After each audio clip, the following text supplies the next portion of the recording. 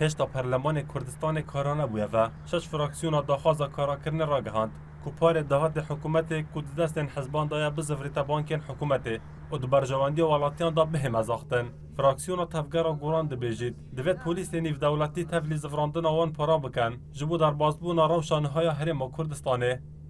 چارەسەر بۆ دەربازبوونی هەرێمی کوردستان لەم قەیرانە کە هەیە لە ڕاستیدا گەڕانەوەی ئەو پارە براوانەیە کە پێشتر حزبەکان و بەرپرسەکانی حزب لە هەرێمی کوردستان بردوویانە و ئێستا لە بانکە دەوڵیەکانە. پێویستە لە ڕێگەی مفاتەحەکردنی پۆلیسی نێودەوڵەتی و وڵاتە گەورەکان و بانکە دەوڵیەکانەوە هەر چۆنێکە بێ ئەو پارانە بگەڕێنەوە هەرێمی کوردستان و ئەم وەزعەی پێ دەرباز بکەین. شش فراکسیون داخوازش دسته یا دستپاکی و دزگەرێ گشتی دکن بدو فیاسای کاری جبو وی دوسیه بکن داخوازش رخرا و چالکوان سویل دکن که گواشتن به اخ نصر حکومت بو زفراندن و دهات گشتی پارلمانتاره که اگرتو جدی بجید اف پروژه پشک کج چاکسازیه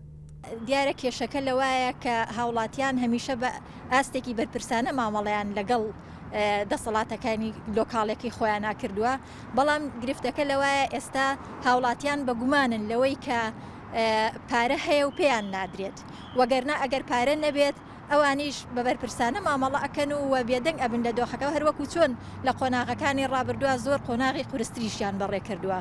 فراکسیون تفگرا اسلامی دبیجید برپرس بلند هرم دام به ویکی دایا خداهات نفته جبو در وی ولات دیچید و نافخوجی جبو کمپانیان حزبی دیچید هر جبر وی داخواز ج کمپانیان جهانی دکین چاودێری نفت هرم کردستان بکن.